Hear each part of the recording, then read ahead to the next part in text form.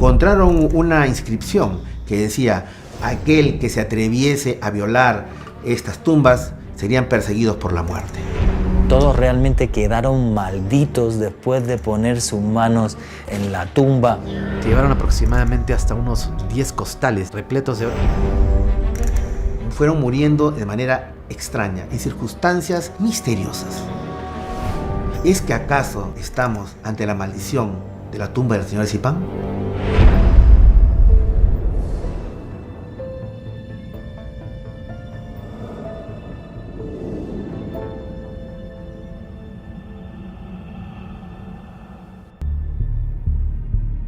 Lambayeque, 1987. Esta zona desértica, al norte de Perú, escondió durante siglos un secreto que se transformaría en el mayor hallazgo de la arqueología moderna latinoamericana: el tesoro del señor de Zipán.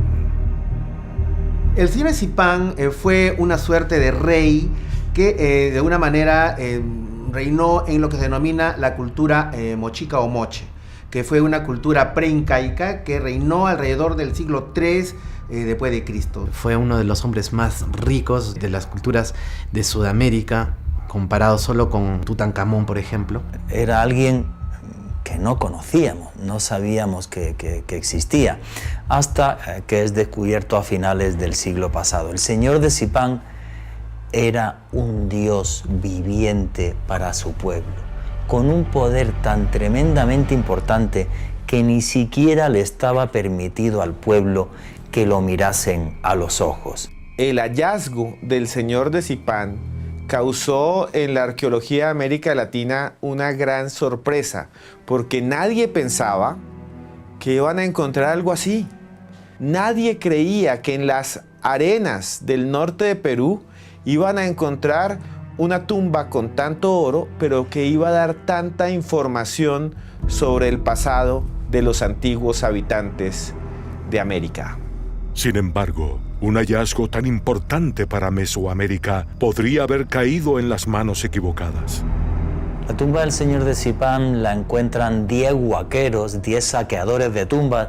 Solamente sabemos el nombre de 7 de ellos, y la parte más importante de estos ladrones eran los hermanos Bernal, que eran 4 de los 10 ladrones. Fueron en realidad entre 10 a 12 saqueadores de tumbas, lo que aquí en el Perú se denomina huaqueros. Pero que además hay que entender que el trabajo de ser huaquero es un trabajo ancestral. Es muy interesante saber cómo llegaron a la tumba. Uno de los huaqueros de la familia de los Bernal va a recibir una indicación que viene de otro plano de conciencia a través de los sueños, donde él es invitado, o se le aparece a una especie de hombre lleno de joyas de oro, que le va a dar la ubicación o lo va a empezar a llamar hacia el promontorio, ¿no? Recordemos que el señor de Zipán y todos estos grandes tesoros pasaron inadvertidos por las huestes de Pizarro cuando ellos pasaron. Y ellos pasaron por este lugar y no sabían que debajo de sus pies había este gran tesoro. Estos tesoros se mantuvieron ocultos. Entonces él, a partir de ese sueño, es que empezó a buscar el sitio arqueológico y así lo fue encontrando. Probablemente encontraron algún tipo de vestigio, puede ser huacos, vasijas, ¿no? Y entonces ellos en las noches iban, durante algunas noches, a hacer excavaciones ilegales. Aquí se le conoce con el verbo de huaquear. Ellos fueron a huaquear en las noches. Y tal cantidad de oro encontraron que fue su mala cabeza despilfarrando ese metal precioso en bares y demás, que es lo que hizo que luego la policía peruana pudiera encontrarlos. Se cuenta que extrajeron tanta cantidad de ofrendas, de artículos, que se llevaron aproximadamente hasta unos 10 costales llenos repletos de oro, que fueron detectados por la policía en el mercado negro, y rápidamente se le informa de esto al arqueólogo de la zona, que era Walter Alba, y ayudado pues por fuerzas policiales logra tomar control de Huaca Rajada, y felizmente los huaqueros no habían llegado, digamos que a la zona más importante, que era el mismo enterramiento del señor de Zipán. Enterrado junto con siete guardias para que lo custodiaran en el más allá. Pero también había los cuerpos de 3 mujeres, 3. Y curiosamente también había enterrados 3 animales, 2 llamas y un perro. O sea que ahí hay una serie de señales simbólicas que además nos están claramente advirtiendo de la admisión de una vida después de la muerte. Curiosamente, digo curiosamente entre comillas y de manera irónica, igual que los enterratorios en el Antiguo Egipto. El arqueólogo Walter Alba se ocupó de la conservación del sitio arqueológico del Señor de Zipán. Sin embargo, los 10 huaqueros que la saquearon podrían haber sido víctimas de una antigua maldición. En el Perú existen una serie de, entre comillas, enfermedades ancestrales que no tienen explicación de acuerdo a la ciencia. Algunos llaman, por ejemplo, el mal de cerro.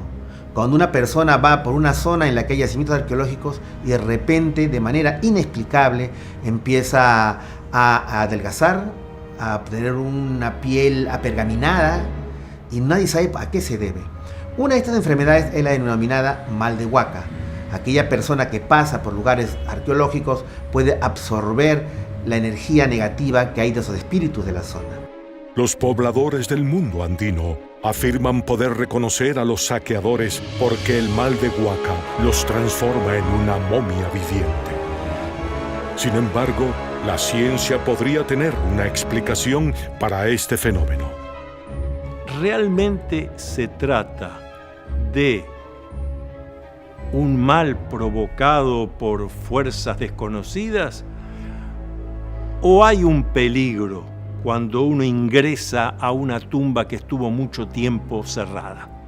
Cuando uno abre y mueve un huaco que estuvo siglos cerrado, ¿no hay ahí la posibilidad de algún virus, de alguna bacteria, de algún elemento que ha quedado y para el cual hoy nosotros no tenemos las defensas necesarias en el cuerpo, no estamos inmunizados? Es posible. El llamado mal de Huaca se puede producir, según algunos expertos o algunos médicos, por la cantidad de bacterias que hay en una tumba, sobre el cuerpo en descomposición. En el caso del señor de Zipán, se encontró una sustancia tóxica que es el cinabrio. Podría ser que las primeras personas que tienen contacto con esta sustancia puedan enfermarse de diferentes cosas, ¿no? Desde mal de estómago, envenenamiento, etcétera, ¿no? Y también las mismas momias, que al estar guardadas durante mucho tiempo, van a empezar a descomponerse y a generar algunas sustancias tóxicas. Se ha encontrado cianuro, ¿no? Cloro y hasta mercurio, ¿no? Dentro de las mismas tumbas, y esto podría ser una explicación de por qué se enferman las personas. Lógicamente, como es mundialmente sabido, el oro, al estar guardado mucho tiempo, va a generar lo que es el antimonio, ¿no? Esto, al momento de respirarlo, pues va a generar ciertos problemas. El proceso de huaquear en el Perú se da de diferentes maneras. Lo primero que ellos van a buscar puede ser los artículos de oro, los textiles. Van a desenterrar todo eso y la van a despojar a la momia de todos esos bienes. El mal de Huaca es una especie de maldición que surge de profanar las tumbas indígenas. Cuando los huaqueros llegan y sacan un tesoro, a partir de ahí quedan malditos. La gente lo que dice es que las personas se van secando, que su rostro parece cada vez más una calavera hasta el día en el que fallecen. La persona que ha profanado esta tumba va a sentir que es perseguida a través de los sueños, va a enflaquecerse también, le van a crecer los huesos, va a tener enfermedades estomacales, enfermedades psicológicas muy fuertes, y va incluso a adoptar la forma de una calavera, ¿no? Cual si fuera una momia. Y es sabido de que en el mundo andino de que reconocen a los huaqueros porque les ven facciones hasta de momias, ¿no? Totalmente enflaquecidos. Pero hay algo más intrigante. Cuando vas a diferentes pueblos de Perú o de Colombia y preguntas por el mal de Huaca, te van a decir que el mal de Huaca de donde viene es de que el espíritu del muerto atormenta al vivo hasta que fallece. Muchas de las momias y grandes tesoros se han mantenido intactos por mucho tiempo porque las personas siempre han tenido temor a ir hacia esos lugares. Es ya cuando entramos a tiempos modernos y contemporáneos que, bueno, va a decaer esta creencia y van a aparecer muchos huaqueros que van a hacer caso omiso a estas advertencias o a estas maldiciones y van a empezar a huaquear. Pero ¿cómo podría un muerto maldecir a aquellos que profanaron su tumba? Quizás la respuesta se encuentre a 12.000 kilómetros de distancia en el Cairo. En el año de 1922, en Tebas, ¿no es cierto?, fueron encontradas estas momias que darían la vuelta al mundo y que darían un antes y un después en la arqueología mundial. Sin embargo, las personas que descubrieron la tumba de Tutankamón encontraron una inscripción que decía: aquel que se atreviese a violar estas tumbas serían perseguidos por la muerte. Y curiosamente, a lo largo de los años también, en esa época, fueron muriendo mucho, no todos, pero muchas de las personas que descubrieron esto, ¿no? Se podría comparar lo que sucedió en Sipán con lo que pasó en la década del 20 en Egipto, con la tumba de Tutankamón. En ambos casos hubo muertes inexplicables de las personas que saquearon estas. En ambos casos, además, vienen de culturas milenarias que cultivaron la magia ancestral. O sea, parece que todos realmente quedaron malditos después de poner sus manos en la tumba y en el ajuar de uno de los gobernantes mochicas posiblemente más importantes que existieron en la historia del Perú. ¿Habrá sido eso lo que terminó con la vida de los huaqueros que profanaron la tumba del señor de Sipán? ¿O lo que les sucedió es algo mucho más misterioso? Emil Bernal va a recibir un impacto de bala y va a fallecer. Pero esto sería el inicio de una serie de muertes trágicas que van a tener aproximadamente las 10 personas, un poco más, que participaron de este saqueo, ¿no? Lo que le sucedió fue algo muy extraño. Ellos habían sido advertidos por los ancianos del lugar de que en dicha zona no deberían seguir adelante, porque podría caer sobre ellos una maldición. Pero muy aparte de eso, se hablaba de que había una suerte de maldición que iba más allá del entendimiento. Lo que sucedió fue algo lamentable porque hubo un confuso incidente en el cual habían intervenido justamente en el momento que se estaba saqueando la tumba por parte de policías y arqueólogos oficiales. Es que en una bala perdida muere justamente Emil Bernal. Pero lo que le sucedió posteriormente a todos los que intervinieron en esta tumba fue algo muy extraño.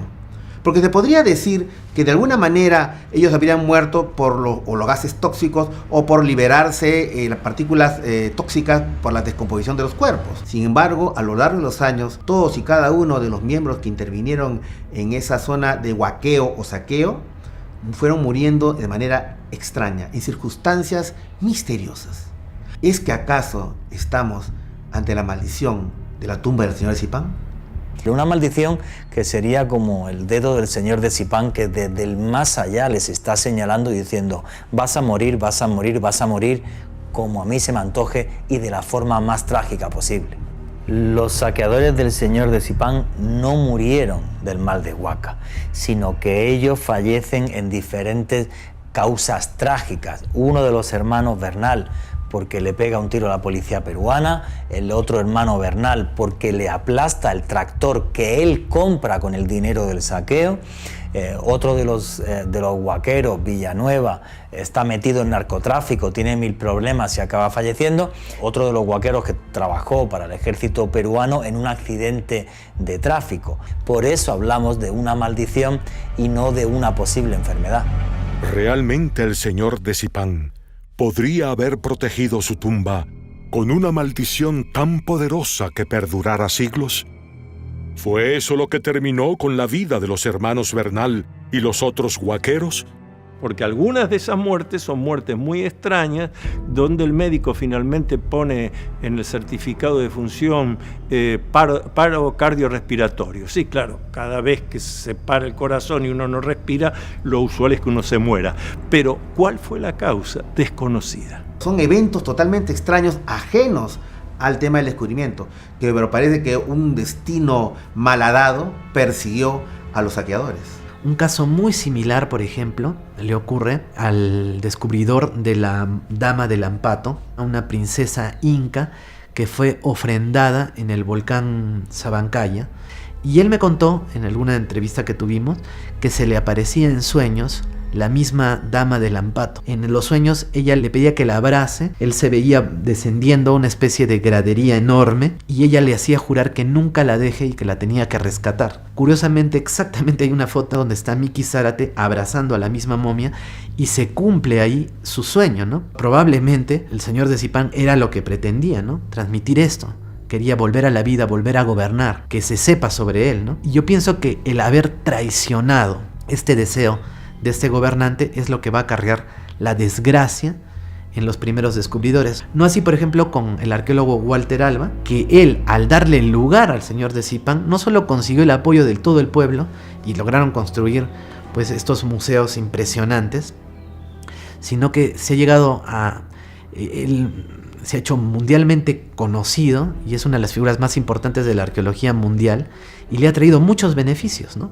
Entonces yo creo que simplemente hay algo detrás de todo eso que no tiene una explicación racional, que es que de repente todo es el cumplimiento de muy antiguos rituales mágicos. Realmente era tan fuerte la maldición de la tumba como para tener la capacidad de decidir quién triunfa y quién muere incluso siglos después. Y de ser así, ¿hasta dónde llegará el poder del señor de Zipán?